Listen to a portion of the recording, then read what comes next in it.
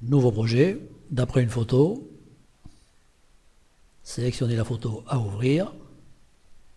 Nous allons voir l'utilisation de l'outil clone. Descendez ici.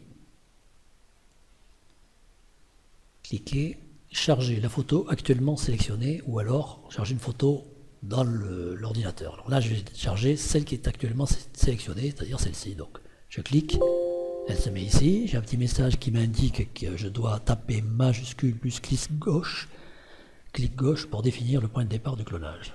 C'est quoi le point de départ du clonage? Alors, déjà, pour que ça fonctionne, majuscule, clic gauche, il faut que je sois sur l'outil clone. Ça, le message, il ne l'a pas dit, mais... Donc, outil clone. Alors maintenant, si je tape majuscule, je laisse enfoncer, je fais un clic, par exemple, sur le nez, on voit que j'ai un petit point là qui s'est mis bien sur le nez. Donc, si j'ai l'outil clone sélectionné et que je commence à peindre, je vais commencer à peindre à partir du nez. Donc là, je clique et je glisse. J'ai bien commencé par le nez. Bon, j'ai un gros diamètre là. Je diminue le diamètre. Je vais mettre à 10. Et je vais mettre l'opacité au maximum. Donc, le débarrage se fait toujours au niveau du nez. Je clique et je dessine à partir de mon nez. Enfin, c'est pas le mien, hein, du nez de la photo. Donc là, pareil, je clique, je commence à partir du nez. Je clique à partir du nez. Ok, ça c'est le point de départ. Alors maintenant, si je veux avoir en plus grand cette photo, je clique ici. Et donc là, je vois bien que mon point de départ est ici. Donc je peux le mettre ailleurs également ici. Par exemple, sur cet œil, au milieu de l'œil. Donc là, mon point de départ, il va être au niveau de l'œil. Ok, ici, pareil. Ici, pareil. Point de départ. Donc maintenant, autre chose à prendre en compte. Départ à chaque clic. Ça veut dire quoi? Ça veut dire que chaque fois que je fais un clic, je recommence à partir du point de départ. Par contre, si c'est pas coché, donc là également, si je clique ici, recommencer au point de départ. Bon, quand c'est coché ici, ça n'a pas grand intérêt, vu que chaque fois que je vais faire un clic, je vais recommencer au point de départ, quoi qu'il arrive. Par contre, si c'est décoché ici, quand je vais peindre, je continue. Donc, maintenant, je clique, recommencer au point de départ, je recommence au point de départ.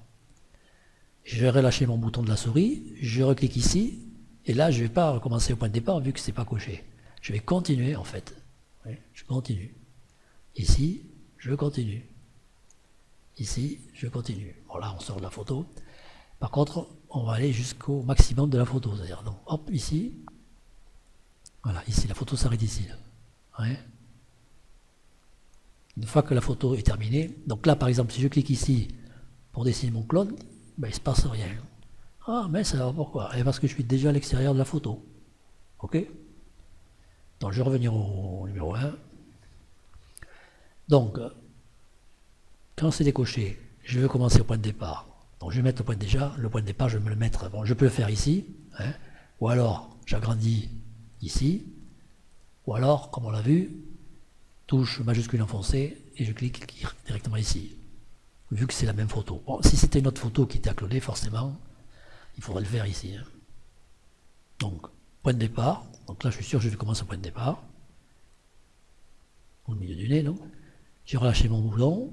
Je vais continuer ici. Je relâche, je continue. Je relâche, je continue, etc. Parce que c'est décoché.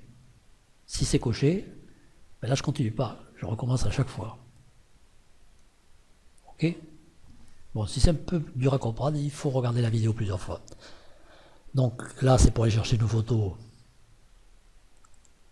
à cloner ailleurs. Donc là, forcément, si je clique ici pour voir le point de départ, ça ne va pas forcément être ouais, j'ai cliqué ici au milieu du nez, là, et il me l'a mis ici. Donc là, quand la photo est différente, forcément, il faut aller le mettre ici, le point de départ.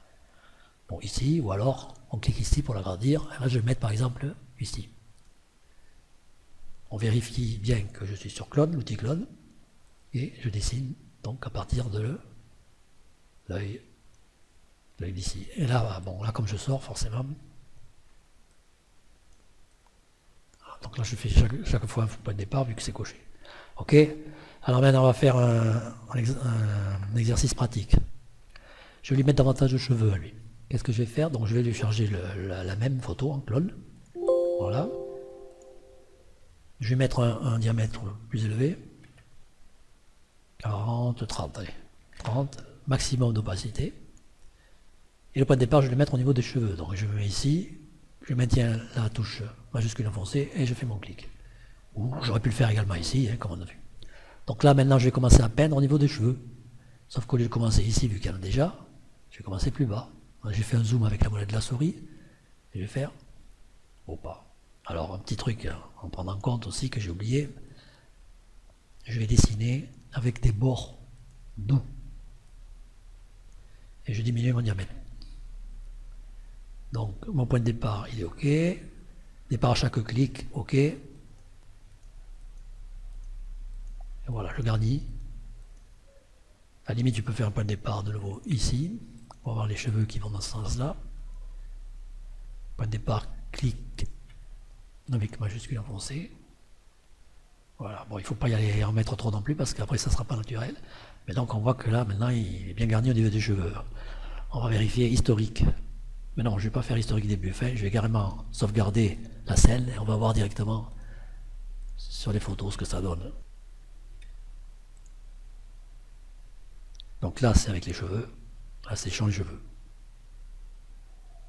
Bon, j'ai fait vite fait, hein, on peut faire plus appliqué, bien.